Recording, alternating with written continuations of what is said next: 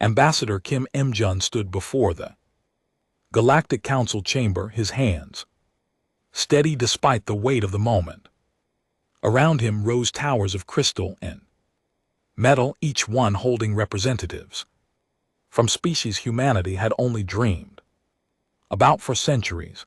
847 civilizations watched him with eyes that ranged from curious to hostile.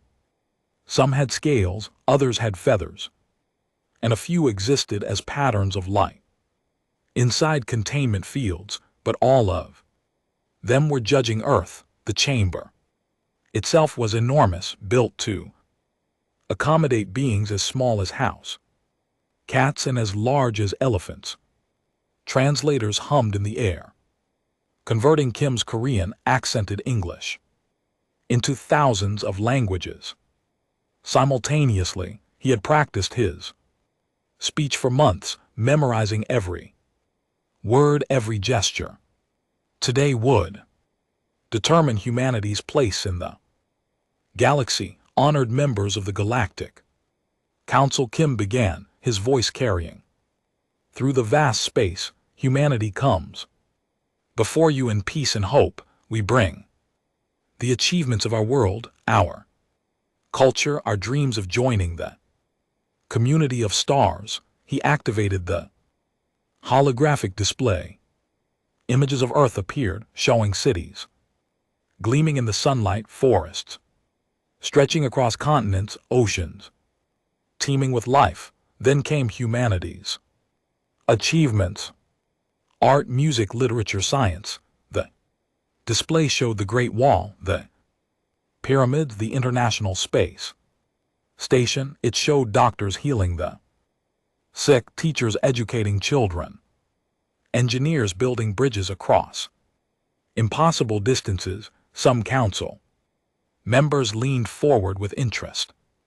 Others remained still as statues. Kim could not read their expressions, could not tell if they were impressed or disappointed. The evaluation had taken 3 months. Council scientists had visited Earth, examining everything from human biology to political systems. They had interviewed leaders, studied history books, analyzed technology. They had taken samples, recorded data, and filed thousands of reports. Kim had answered countless questions, always hoping that his answers were enough. Now came the judgment. Council Director Thelvas, a being that looked like a mantis made of silver metal, rose from the central platform. His voice, translated into flat mechanical English, echoed through the chamber.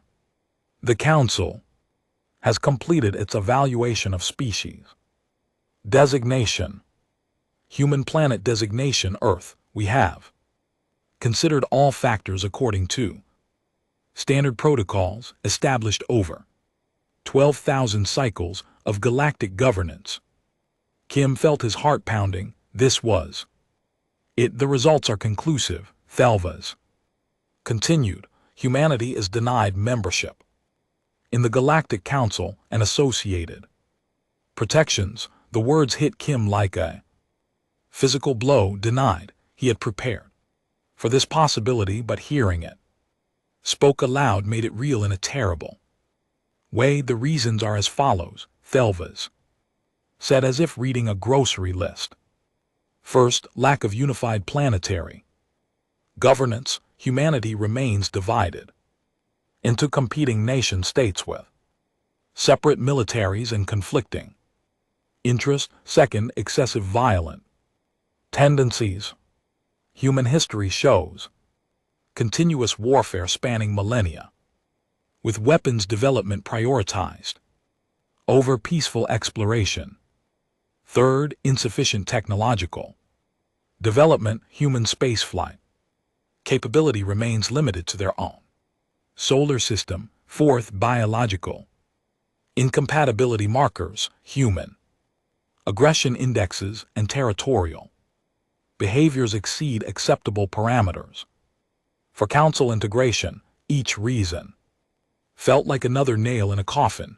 Kim wanted to argue to explain that humanity was changing, growing, learning, but council protocols did not allow for debate during judgment pronouncements.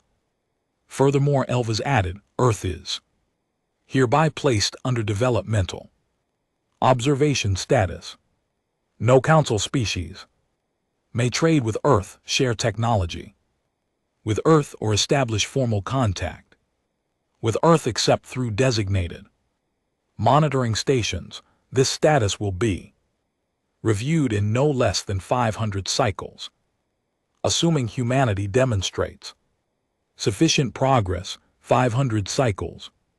Kim did quick mental math. In Earth years, that was nearly 1,000 years. Longer than all of recorded human history. Earth's monitoring will be conducted remotely through observation probes. Delva's finished. This judgment is final. The council has spoken. The chamber erupted in discussions among the alien representatives. Some seemed satisfied, others indifferent. A few appeared sympathetic, but sympathy changed nothing. Kim stood alone on the platform, representing 7 billion people who had just been told they were not good enough for the galaxy. The return journey to Earth took 3 weeks. Kim spent most of it in his quarters, staring at the walls of the council transport ship. They had given him passage home as a courtesy, but no council member spoke to him. He was already a ghost to them, a representative of a quarantined world. When he finally arrived back on Earth, the United Nations Assembly waited for his report. Leaders from every nation had gathered, their faces filled with hope that died the moment they saw Kim's expression. They rejected us, Kim said. Simply, we are alone. The assembly hall fell silent. Then someone started crying. Others began shouting. Some sat in stunned disbelief. Kim watched it all with empty eyes. He had failed. Humanity had failed, but in the chaos a voice cut through the noise. Dr. Sarah Park, the head of Earth Space Development Agency, stood at her seat. So they think we're not good enough, she said, her voice sharp with anger. They think we're too primitive, too violent, too divided. That is correct, Kim replied, exhausted. Then we'll prove them wrong, Park said, not by begging for another chance, not by waiting 1,000 years for them to reconsider. We'll do it our way. What are you suggesting? Asked Commander Lee Young, military liaison to the space program. Park smiled, and there was something dangerous in that smile. They've quarantined us, right?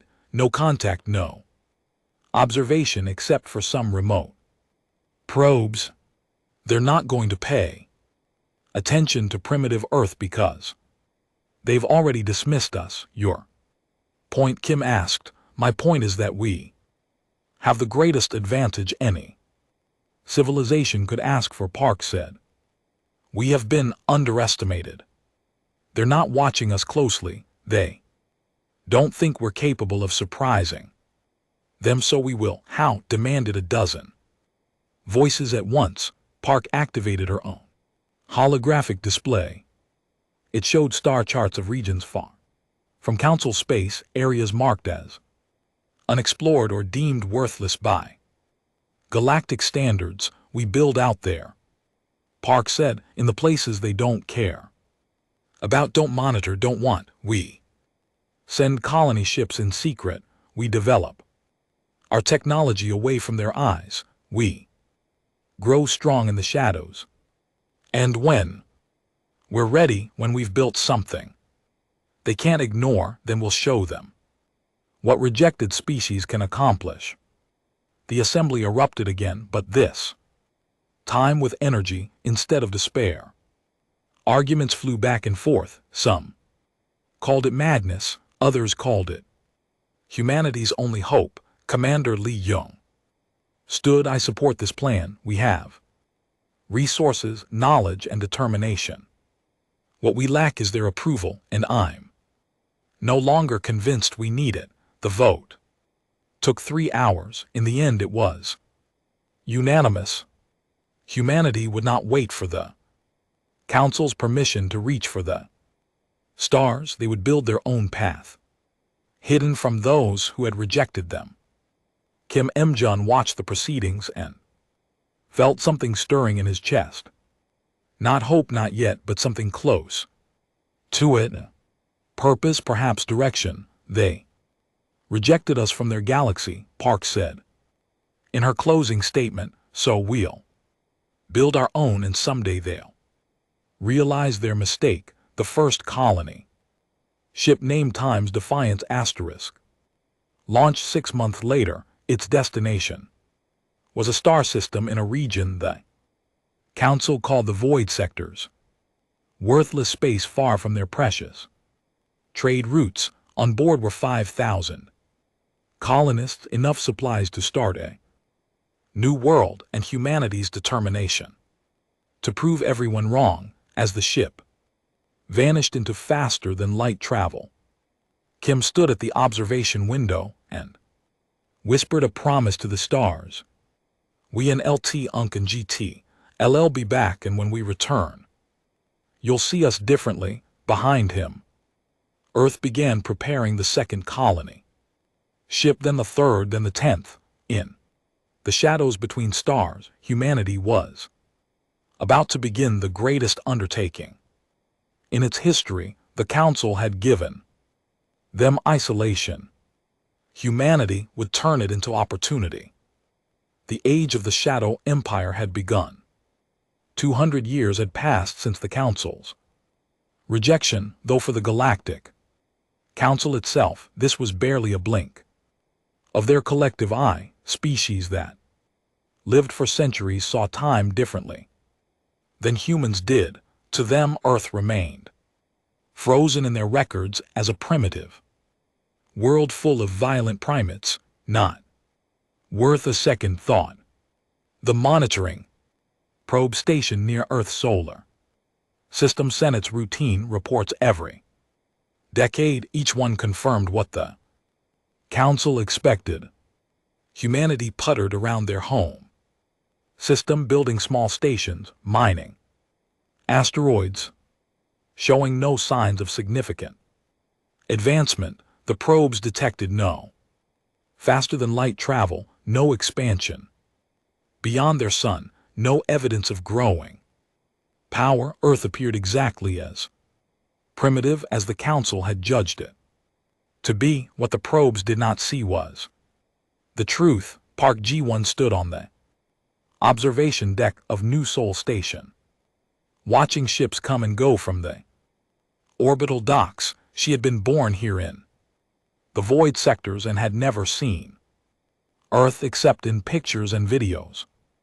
Her grandmother had been one of the original colonists on the Times Defiance *, and her mother had helped terraform 3 worlds. Now at 32 years old, Gi led the research division for the Terran Shadow Collective. Below the station, the planet Shin Hunguk glowed green and blue. Once it had been a frozen rock with an atmosphere of poisonous methane. Humanity had changed it over 70 years using techniques the Council considered impossible for primitive species. Now 2 billion humans called it home, along with parks full of trees from Earth and oceans teeming with fish. Director Park called a voice behind her. Chenny, captain of the warship Times Unseen Dawn *, approached with quick steps.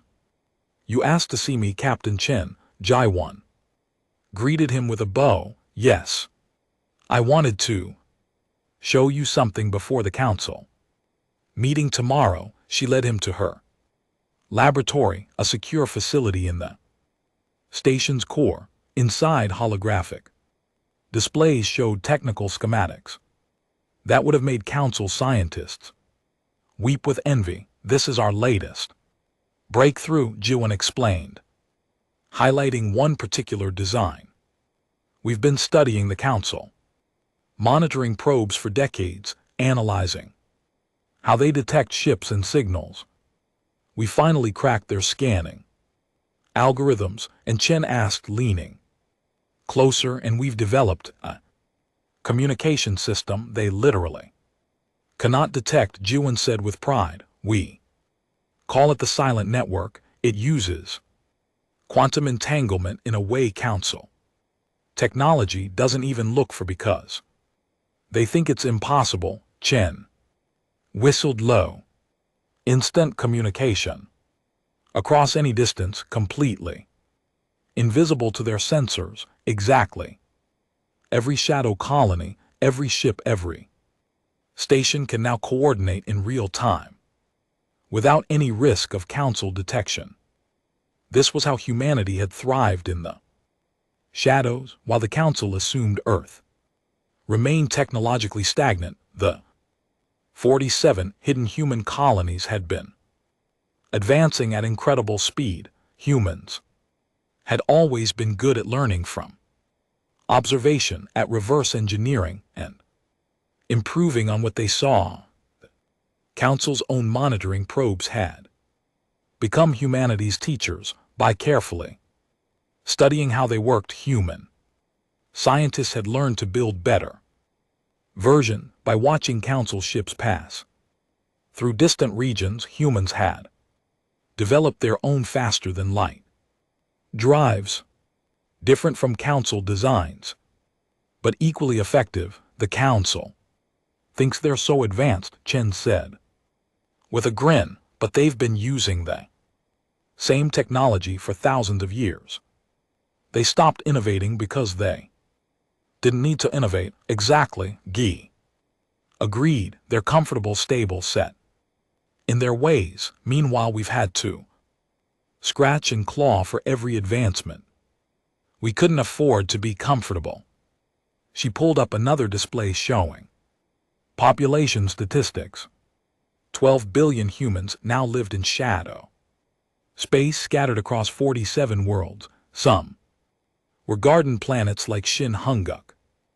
Others were harsh death worlds that Council species would never survive, like the lava planet Bulgasari, where humans lived in underground cities, cooled by massive heat exchangers. Humans had discovered something the Council never understood. Their definition of a habitable world was far too narrow. Species raised in comfortable environments couldn't adapt to extremes, but humans evolved on Earth's harsh and variable climate could survive almost anywhere with the right technology. Tomorrow's meeting is about the new applications, Chen said. 4 more species want to join the collective. The Terran Shadow Collective had started as just humanity hiding in the dark, but over decades they had encountered other species, rejected or ignored by the Council, just like Earth had been. Some were considered too primitive. Others were from regions too remote to matter. A few had failed their Council evaluations for reasons as arbitrary as humanity's rejection. Humanity had offered them something the Council never did: a second chance. The recall refugees from the Omega Nebula, G, listed the Krello mining clans that Council deemed economically worthless. The Ventor, who were rejected for being too peaceful, if you can believe that. And the Mothric, who failed their evaluation because they reproduced too quickly. 15 species now, counting us, Chen said. 15 civilizations the Council threw away like garbage. 16. After tomorrow, Jiwon corrected. The saline delegation is almost certainly going to be approved. The vote the next day confirmed it in a massive conference chamber on New Seoul. Representatives from 15 species gathered around a circular table built to accommodate their different biologies.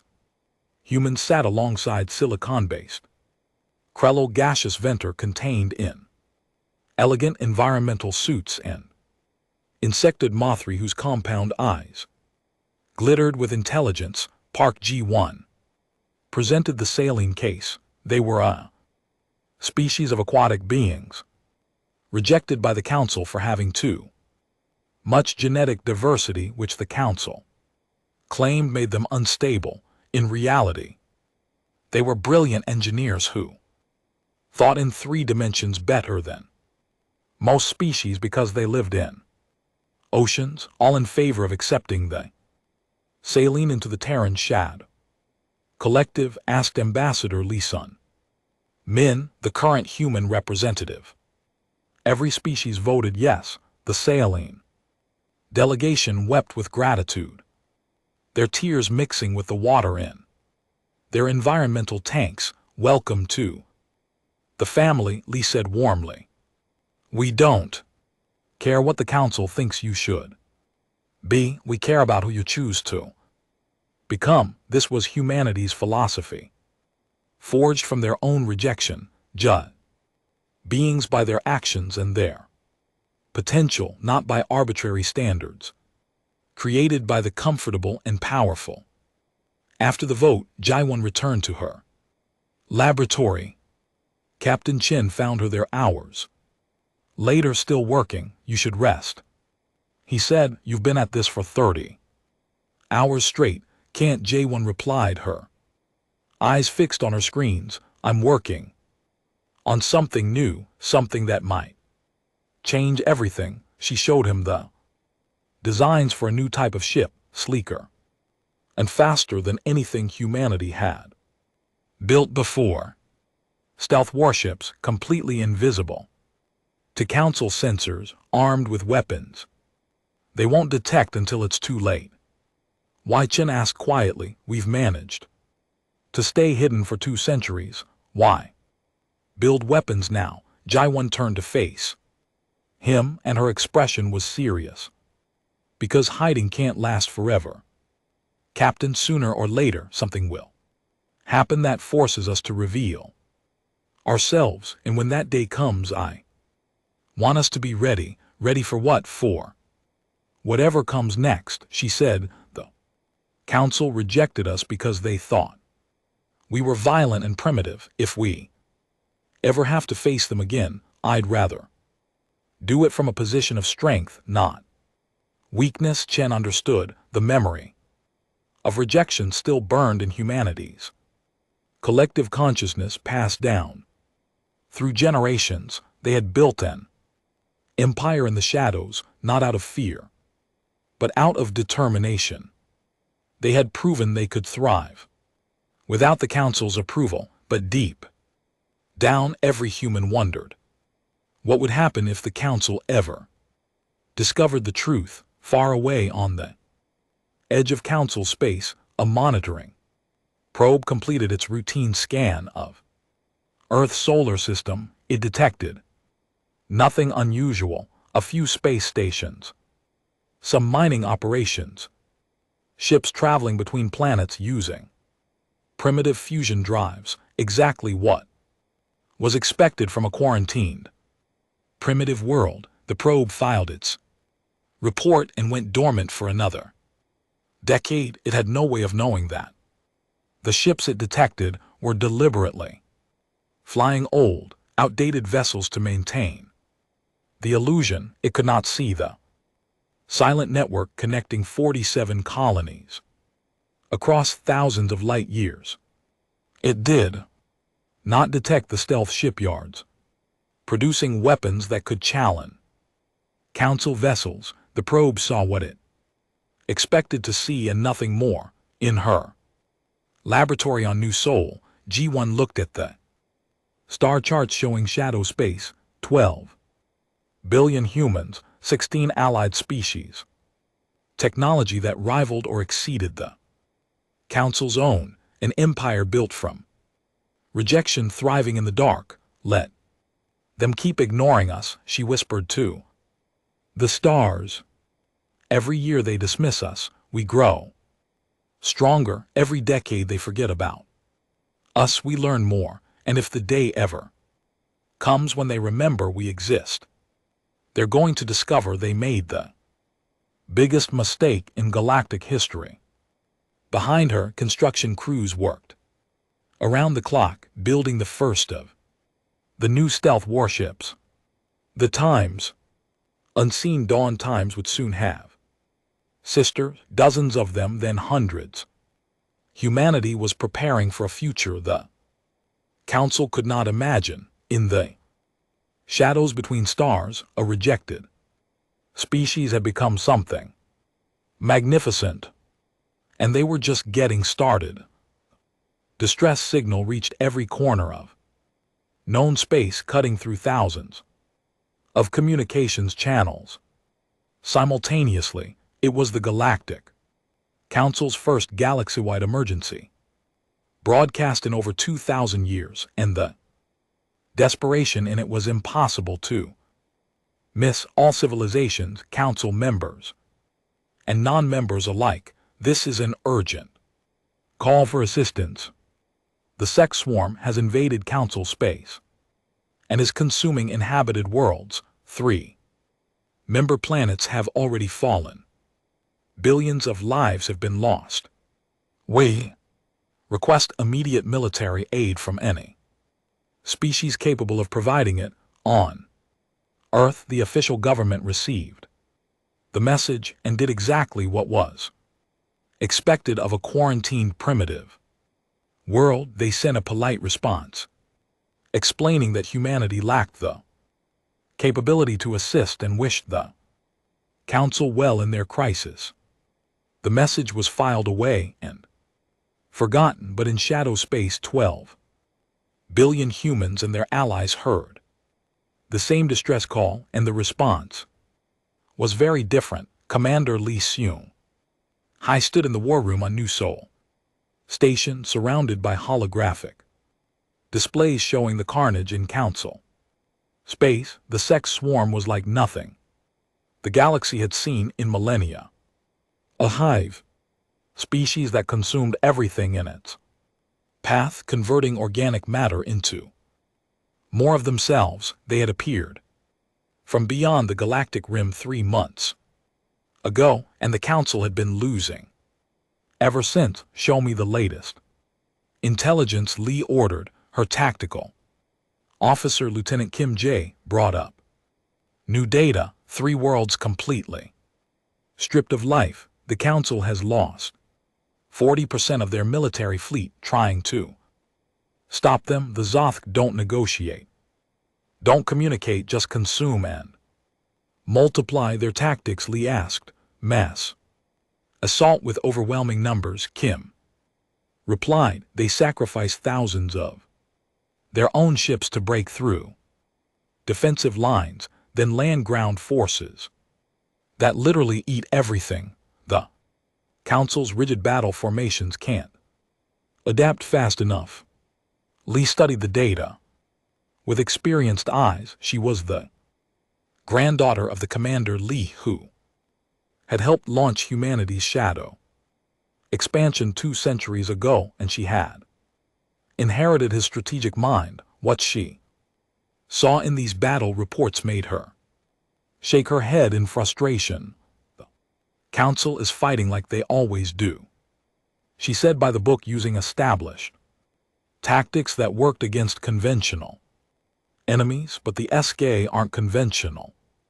They're treating this like a chess game when they should be treating it like a street fight. So what do we do? Asked Admiral Quan Taeying, commander of humanity's Shadow Fleet. This isn't a problem. The Council rejected us, quarantined us. Why should we help them? The question hung in the air. Around the room, officers and advisors waited for Lee's answer. It was a fair question. The Council had judged humanity unworthy, had isolated them for 200 years. They had shown Earth no mercy and no second chances. Gather the collective representatives, Lee said. Finally, this decision is too big for Humanity alone. 6 hours later, the leadership of the Terran Shadow Collective assembled in emergency session. 16 species, all of them rejected or dismissed by the Council, debated what to do about the crisis consuming the galaxy. Let them burn, growled a Krello representative, his silicon body glowing hot with anger. They called us worthless because our biology didn't fit their standards. Now they want our help. Billions of innocent civilians are dying, countered a Venter diplomat, her gaseous form swirling with agitation inside her containment suit. Civilians who never voted to reject us, who probably don't even know we exist. Do we condemn them for their government's mistakes? If we reveal ourselves, we lose our greatest advantage, warned a Mothric strategist. The Council will know we've been developing in secret. They might see us as a threat. The debate raged for hours. Some wanted revenge to watch the Council suffer as they had suffered. Others argued for mercy, for proving themselves better than those who had rejected them. Still others worried about the practical consequences of exposure. Liang listened to it all, then stood to speak. I understand the anger, she said. My grandfather died never seeing Earth again because the Council deemed us unworthy. My family has lived with that rejection for generations, but I also know something the Council forgot. We didn't build this collective to become like them. We built it to be better. Lam, she activated a display showing civilian refugees fleeing J attacks. Mothers clutching children, elderly beings helped by younger ones, entire communities running for their lives.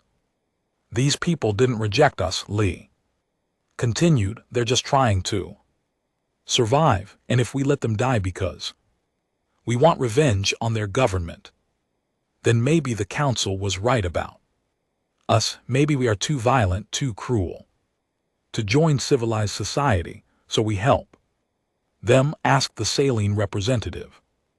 We help them, Lee confirmed. But on our terms. We don't announce ourselves. We don't ask for permission or gratitude. We hit the ZC hard using tactics the Council can't even imagine, and we save as many lives as we can. And if the Council figures out who's helping them, that's their problem to deal with. The vote was close, but it passed. The Terran Shadow Collective would intervene.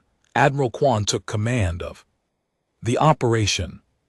500 stealth warships, the pride of humanity's secret fleet, prepared for combat. 200 support vessels loaded with supplies and medical equipment. Crews from all 16 collective species volunteered for the mission. Our advantages, Quan explained to his captains during the final briefing. Our stealth, speed, and unpredictability. The Zoth have never faced an enemy they couldn't see. The Council fights them head-on. We'll fight them like ghosts. The plan was elegant in its simplicity. Ignore the big battles where Council fleets fought desperately. Instead, target ZC lines, breeding ships, and coordination nodes. Hit them where they didn't expect it, destroy their ability to sustain their swarm, then vanish before they could respond. The first strike came 3 days later. A ZC hive ship, massive and grotesque, was traveling to reinforce an attack on a Council colony when it suddenly exploded from within. The Jathk had no idea what happened. Their sensors detected no attacking ships, no weapons, fire, nothing. What they didn't know was that the times unseen dawn times in 12 sister ships had approached using stealth technology the Council had never developed. fired weapons using energy, signatures the Zoth couldn't detect, and vanished back into the dark before the Hive ship's debris stopped burning. Attacks continued.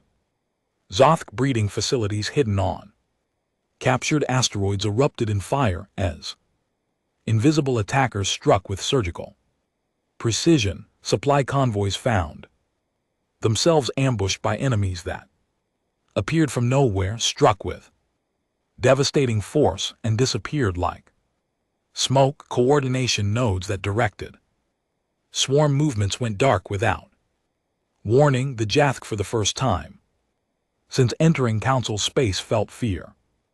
They were being hunted by something they couldn't understand, couldn't see, couldn't fight. The Council noticed too. Battle reports started, including strain phenomena, Zathik ships destroyed by unknown weapons, enemy formations disrupted by mysterious explosions, refugees saved by vessels that vanished before they could be thanked or identified. Council Intelligence Director Voroth became obsessed with identifying these ghost attackers. He analyzed every scrap of data, every energy signature, every witness report. And slowly, impossibly, he began to see a pattern. The weapon signatures, though strange, had elements that matched technology from centuries ago. Specifically, primitive human technology from Earth's early space exploration, refined and improved beyond recognition, but with the same fundamental principles. No, Voroth whispered to himself in his office, staring at the analysis. It can't be. The monitoring probes show Earth hasn't advanced. They're still limited to their own solar system. They can't even have faster than light travel, but the evidence kept mounting. Tactical approaches that matched human historical warfare, guerrilla tactics, asymmetric combat, prioritizing enemy logistics over direct confrontation. It was all there in Earth's military history, now applied to space combat. With devastating effectiveness, Voroth made a decision that would change everything. He sent a delegation to Earth to investigate, expecting to find nothing. After all, the probes had been watching for 200 years. Earth couldn't possibly have hidden an entire fleet on Earth. The official government received the Council delegation with polite confusion. We don't have any fleets, the human representative said honestly. You can check for yourselves. We have some stations, some mining ships, but nothing military, certainly nothing capable of faster than light travel. It was all technically true. Earth itself didn't have a fleet. The Shadow Fleet operated from bases thousands of light years away, but Voroth found clues. Anyway, population records that didn't quite add up. Industrial capacity that produced far less than it should. Historical records of colony ship launches that the current government claimed never happened. It was like looking at a puzzle with missing pieces. Something is wrong here, Voroth told his team. I don't know what, but Earth is hiding something. His investigation was interrupted by an urgent message from Council space. The Jathk had massed their entire remaining swarm for one final desperate attack. Every ship, every soldier, everything they had left was converging on Caldra's prime Council world with 4 billion civilians. The Council fleet formed a defensive line, knowing they were outmatched. Council Commander Thelvas, the same being who had rejected humanity 200 years ago, sent what he believed would be his final transmission to all Council members. This is our last stand. We will hold as long as we can. It has Been an honor to serve. Delve is out. The Zoth swarm approached like a living wave, thousands of ships blotting out the stars. The Council fleet opened fire, destroying hundreds but thousands more kept coming. The defensive line began to buckle. Then in the space around the Council fleet, 500 ships decloaked simultaneously. The stealth warships of the Shadow Fleet appeared in perfect formation, their hulls gleaming with unknown metals, their weapons charging with power the Council had never seen. They surrounded the Council fleet like protective guardians, creating a wall of steel between the defenders and the swarm. Admiral Quan opened a communication channel that broadcast to every Council ship, Terran Shadow collective to Council fleet, he said, calmly, as if he did this every day. We're here to help. Follow our lead and we'll all get through this together. The battle that followed would be remembered for 1,000 years. For a moment, the battlefield hung frozen in stunned silence. The Council fleet stared at the 500 unknown warships that had appeared from nowhere. The Zoth swarm hesitated, their hive mind struggling to process this new threat. Then the moment shattered and chaos erupted. Admiral didn't waste time with explanations. All Shadow Fleet vessels engage at will. Target their coordination nodes first. Then their heavy assault ships stay mobile, stay unpredictable. Show them how we fight. The human warships moved like nothing the Council had ever seen. They didn't form rigid battle lines or maintain defensive formations. Instead, they flowed through space like schools of fish, each ship an individual yet part of a greater whole. They darted between Zoth vessels, firing weapons that tore through alien hulls with precision, then vanished behind stealth fields before return fire could find them. Council Commander Thielvas watched in disbelief from his flagship bridge. What are those ships? Where did they come from? Unknown. Commander, his tactical officer, replied, but they're destroying Zoth vessels at 3 times our effectiveness rate. Their weapons technology is unlike anything in our database. The Shadow Fleet wasn't fighting the way the Council fought. Council doctrine emphasized overwhelming firepower and strong defensive positions. Human tactics emphasized speed, deception, and hitting enemies where they were weakest.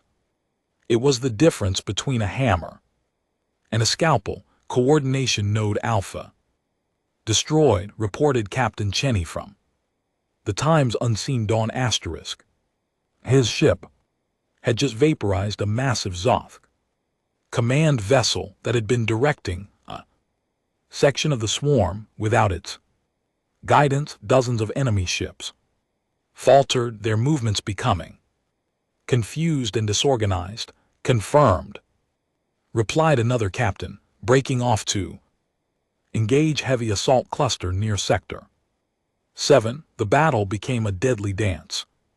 Human ships appeared, struck with devastating accuracy, and disappeared before the Shathich could focus fire on them. Meanwhile, the Council fleet, inspired by these mysterious allies, pushed forward with renewed courage.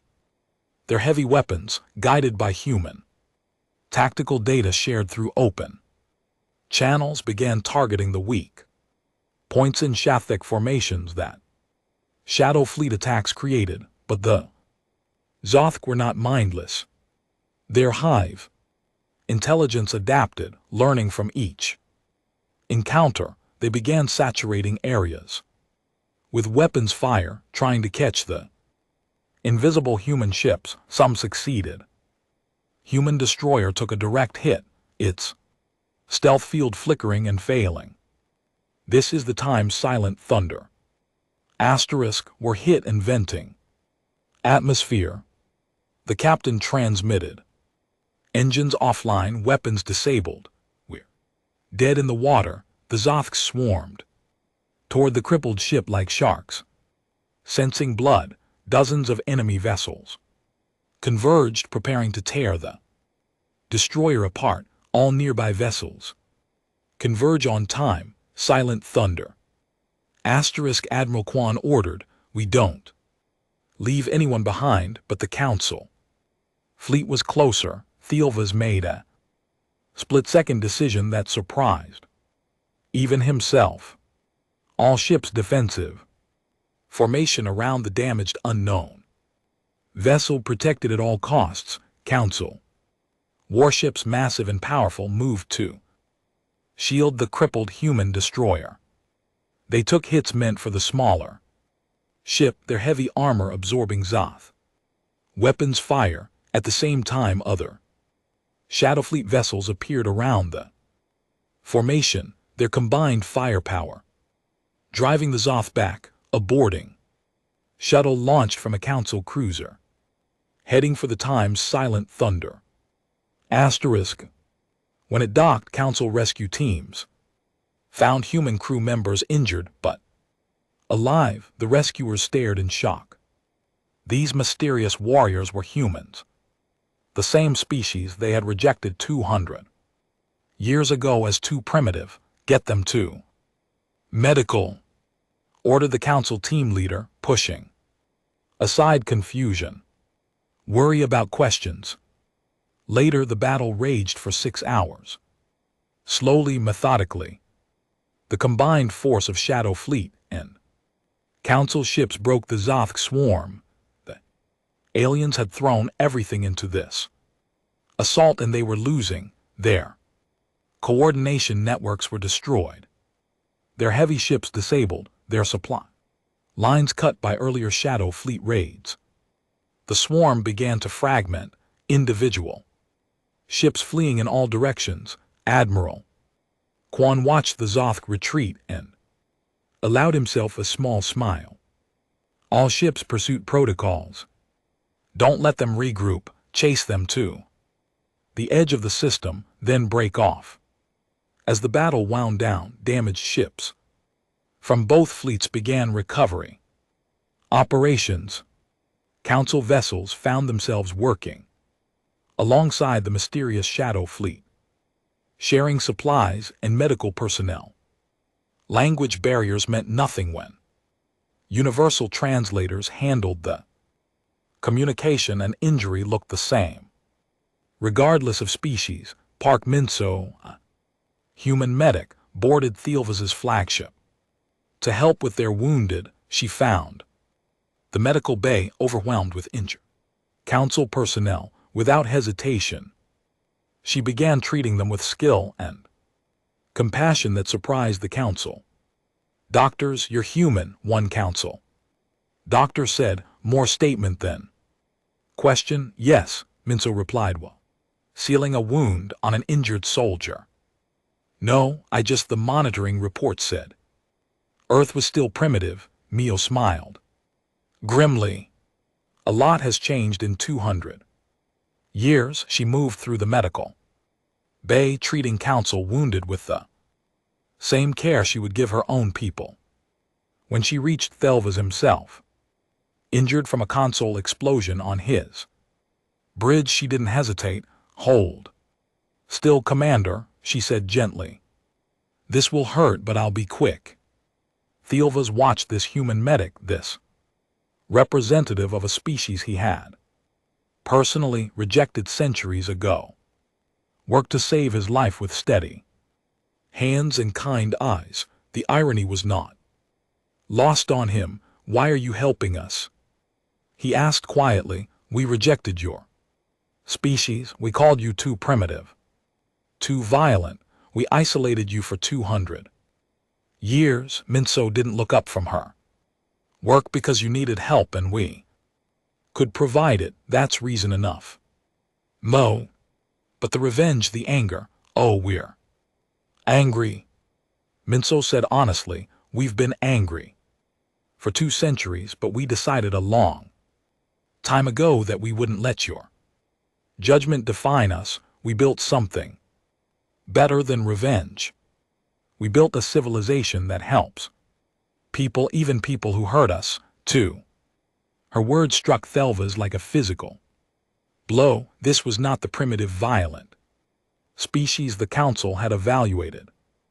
This was something else entirely. On the bridge of the time's unseen dawn, Captain Chen received a communication request from Council Intelligence Director Voroth, who had witnessed the battle from a monitoring vessel. Unknown vessel. This is Director Voroth of Council Intelligence. I request permission to speak with your commanding officer.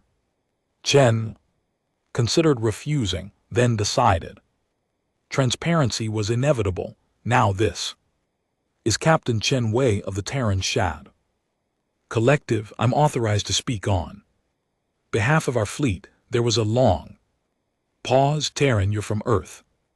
Originally, yes, though I was born in shadow space myself. Shadow space. The regions you consider worthless, Chen explained. The void sectors, the death worlds, the empty zones beyond your trade routes. We've been living there for 2 centuries, building a civilization you never noticed because you weren't looking.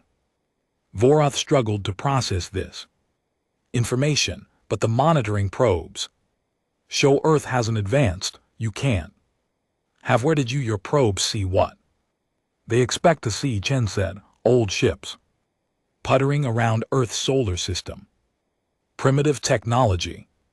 Nothing impressive because that's what we show them. Meanwhile, out here in the dark, we built 47 colonies, developed technology that rivals yours, and created an alliance of 16 species you rejected or ignored. Impossible, Vorneth whispered, yet here we are. Chen replied, 500 warships, 12 billion citizens, an empire forged from your rejection. Admiral Quan's voice cut into the conversation. Captain Chen, bring Director Voroth aboard the Time's Defiant Asterisk. It's time we had a proper conversation. An hour later, Voroth stood in the conference room of humanity's flagship, surrounded by human officers and representatives from other collective species. Admiral Quan sat at the head of the table, her expression calm but firm. You have questions, Quan said. Ask them. How did we not know? Voroth demanded. We've been monitoring Earth for 200 years. You've been monitoring Earth. Quan agreed. Not the void sectors, not the regions you deemed unimportant.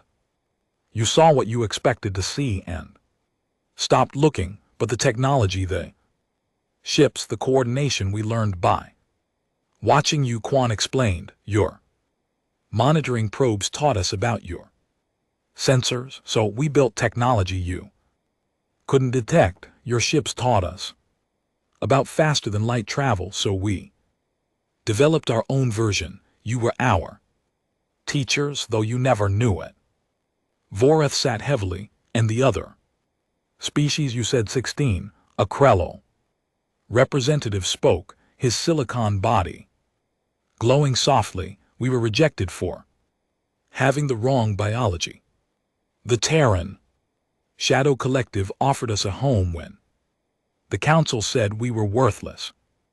Aventur added, we were deemed too peaceful to be useful. Humanity taught us that peace is not weakness. One by one, representatives from rejected species told their stories. Civilizations dismissed, ignored, or deemed inadequate by Council standards.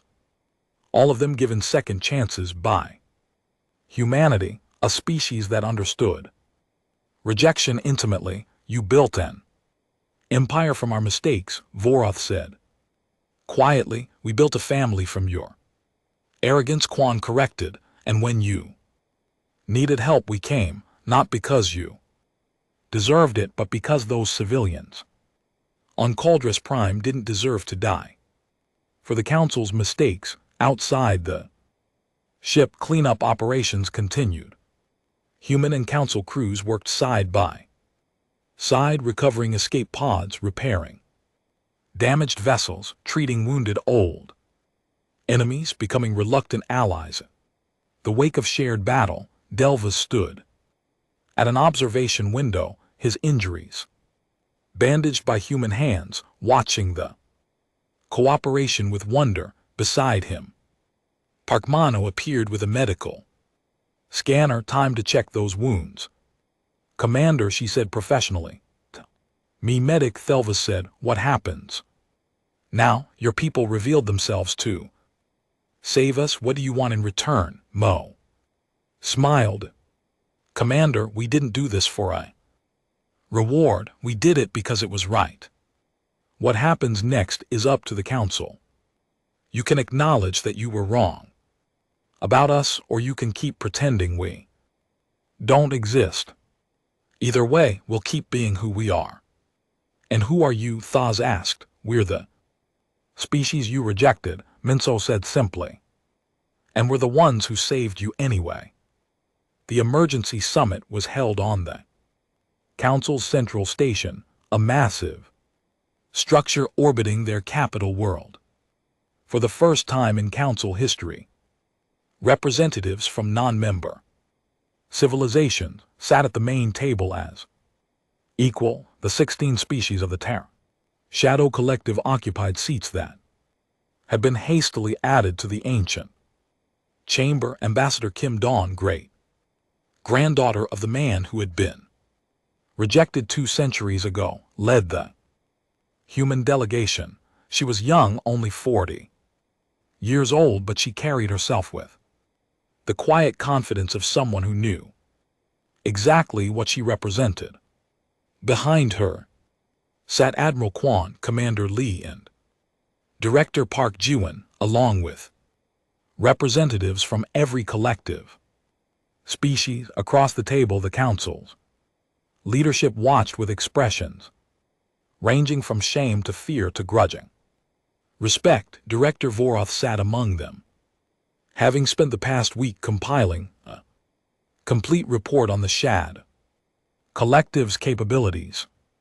What he had discovered had shaken the Council to its core. Council Speaker Melter, a being of ancient years and immense authority, opened the session.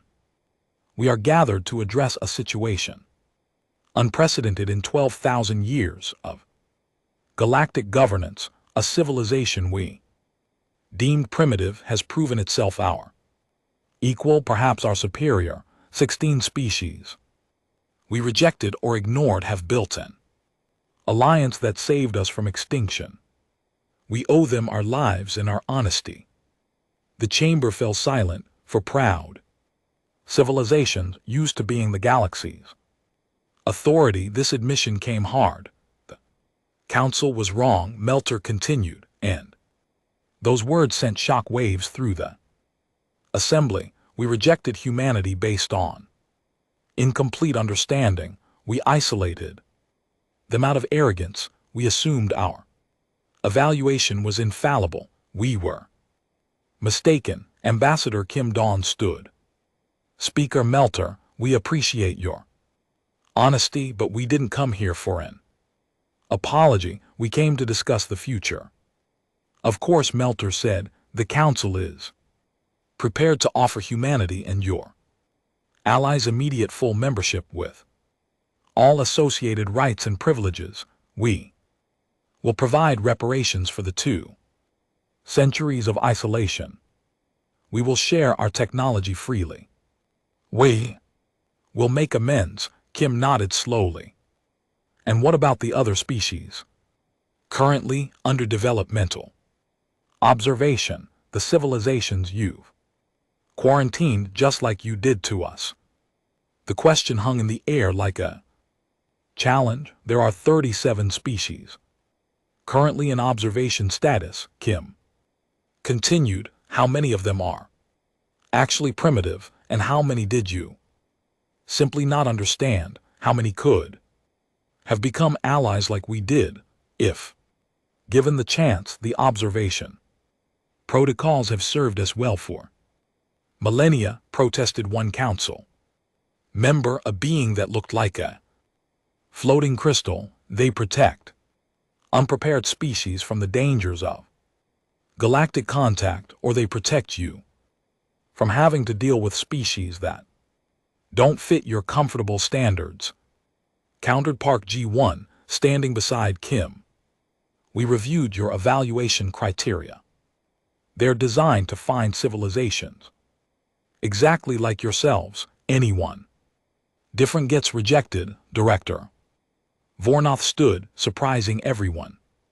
She's right. I've spent the past week analyzing our evaluation system, comparing it to what the Shad Collective has achieved. Our criteria are flawed. We reject species for being too peaceful, too aggressive, too diverse, too uniform. We've rejected civilizations for having unusual biology, unconventional governments, or simply being located in regions we found inconvenient. He activated a holographic display showing the rejected species. The Krell were denied because silicon-based life was deemed too alien. The Venta because their gaseous nature made us uncomfortable. The Mothric because they reproduce quickly, which we called unstable. Every single one of these species had something valuable to offer, but we couldn't see past our own prejudices. What are you suggesting? Asked Speaker Melter. I'm suggesting we were arrogant fools, Vorath said bluntly, and these humans proved it by building something better than what we have. Kim Dawn raised her hand. If I may, we have conditions for joining the council. The chamber erupted in shocked murmurs. Conditions? Species didn't make conditions for council membership. It was an honor, a privilege granted by the Galactic Authority. Speak, Melter said, silencing the noise. First, Kim said clearly, every species currently in developmental observation must be reevaluated fairly, not according to your old criteria, but with genuine consideration for their potential and their right to self-determination. Agreed, Melter said without hesitation. The other council members looked surprised, but none objected. Second, Kim continued, all 16 species of the Terran Shadow Collective must be granted full council membership simultaneously, with equal status to existing members. Also agreed, Melter said. Third and most important, Kim said, her voice growing stronger, the council must reform its governing structure. No more can a small group of ancient civilizations dictate standards for the entire galaxy. The council must include diverse perspectives, must value different approaches, must judge species by what they can become, not what they currently are. This caused real controversy. Council members argued, debated, and protested. The system had worked for 12,000 years. Why change it now? Commander Lee Sanghai stood. Because your system failed. It failed when you rejected us. It failed when the Zoth nearly destroyed you. It failed every time you dismissed a species that could have been a valuable ally. You need to change, not because we demand it, but because the galaxy deserves better. The debate raged for hours. Some council members resisted change, clinging to tradition. Others, shamed by recent events, argued for reform. Vorath became an unexpected advocate for the human position, presenting data showing how council prejudices had weakened galactic civilization. Finally, after 12 Hours of discussion, Speaker Melter called for a vote, all in favor of accepting the Terran Shadow Collectives conditions and beginning comprehensive council reform. The vote was not unanimous, but it passed. The council, for the first time in its long history, had agreed to fundamental change at the request of species it had once rejected. Kim Doon allowed herself a small smile. Then we accept your offer of membership. The Terran Shadow Collective will join the Galactic Council as equal partners. There is one more thing, Admiral Quan said, standing. We will maintain our territories in shadow space. The free territories, as we're now calling them, will remain under collective governance.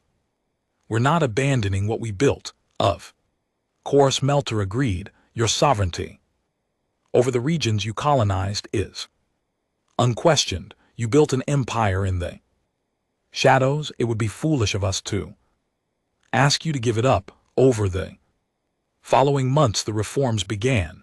The 37 species in developmental observation were re-evaluated. 23 were found to have been unjustly quarantined and were offered council membership. 8 more chose to join the Terran Shadow Collective instead, finding humanity's philosophy more appealing than the council's traditional approach. The council itself underwent restructuring. New members brought new perspectives. The rigid evaluation criteria were replaced with more flexible guidelines that valued diversity and potential. Species were no longer judged by how similar they were to existing council members, but by their commitment to cooperation and growth. The free territories became a beacon for innovation. The 47 human colonies plus settlements from the other collective species continued to develop technology and culture free from council bureaucracy. Trade flourished between council space and the free territories, with both sides benefiting from the exchange. Earth itself experienced a renaissance. No longer isolated, it became a hub where council species came to learn about the civilization that had saved them. Museums displayed the history of rejection and resilience. Universities taught courses on how humanity had turned isolation into opportunity. 10 years after the summit, Ambassador Kim Dawn stood once again before the council, but this time as an equal member. She was presenting a proposal for a joint exploration initiative into uncharted regions of the galaxy. The Zath came from beyond the galactic rim. She explained, there may be other threats out there, or other civilizations in need. We propose a combined fleet, drawing from both council members and free territory forces to explore and make peaceful contact. The proposal passed easily. The council had learned to trust the judgment of those they once dismissed. That evening, Kim stood in an observation lounge overlooking council station, watching ships from hundreds of species come and go. Beside her stood the ancient director Voroth, now retired but still influential. Do you ever wonder what would have happened if we'd accepted humanity the first time? Voroth asked. Kim considered the question. We probably would have become just another council member, comfortable, stable, following your rules without question. The rejection forced us to find our own path. I bade in, and in finding that path you showed us a better way, Voroth said. Strange how these things work. Not strange, Kim replied, just human. We have a saying on Earth, what doesn't kill you makes you stronger. The council's rejection could have destroyed us, but we chose to let it strengthen us instead. I was there, you know, Vornath said quietly.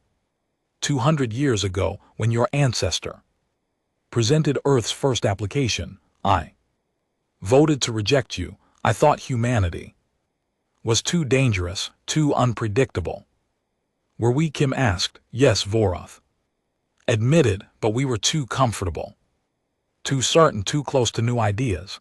You were exactly what the galaxy needed, and we were too blind to see it. Kim placed a hand on the old director's shoulder. What matters is what we do now, across the galaxy in the free territories. Construction continued on new colonies and stations in the Council's science institutes. Human and alien researchers collaborated on projects that would have been impossible before. In classrooms on 1,000 worlds, children from dozens of species learned about the Shadow War and the civilization that had been rejected but had saved the galaxy. Anyway, the story became legend told and retold across the stars, how humanity was deemed unworthy by those who claimed to know best, how they refused to accept that judgment and built an empire in the places others feared or ignored, how they grew strong in the shadows, not through conquest but through determination and cooperation, and how, when the galaxy needed them most, they emerged from the darkness to save even those who had rejected them. Commander Lee Suni, now an old woman, sat with her grandchildren in her home on New Seoul and told them the story of their family's journey. Your great-grandfather was told humanity had no place in the galaxy, she said. But he understood something the Council didn't. No one gets to decide your place. But you earn your place through your actions, your courage, your compassion. Did the Council ever apologize? One grandchild asked. They did, Lee replied. But that wasn't what mattered. What mattered was that we proved to ourselves what we could become. We didn't need their approval, we needed our own strength. On Earth, in the same United Nations chamber where Kim Jong had delivered the news of rejection 2 centuries ago, a memorial stood. It showed the names of the original Times Defiance Times colonists, the people who had taken the first step into the shadows. Below their names, a simple inscription: rejected by the Galactic. Humanity forged an empire in the shadows, and when the galaxy needed saving, we were ready. The memorial was not a monument to victory or revenge. It was a reminder that rejection is not the end of the story. It can be the beginning of something greater if you have the courage to write your own ending. Ambassador Kim Dawn visited the memorial before every council session, touching her great-grandfather's name on the plaque. He had died long before seeing this moment, before knowing that his humiliation would lead to humanity's greatest triumph, but she knew he would be proud. We did it, great-grandfather, she whispered. We became exactly what they said we couldn't be, and we did it our way. The stars above Earth shone bright, no longer forbidden but welcoming. Humanity had earned its place among them, not through permission but through perseverance. The Shadow Empire had stepped into the light, and the galaxy was better for it. And in the quiet spaces between stars, in the free territories where rejected species had found new homes, the work continued. Building, growing, learning, proving that there are no unworthy civilizations, only civilizations that haven't been given their chance. The Council had learned that lesson at last, and the galaxy would never forget.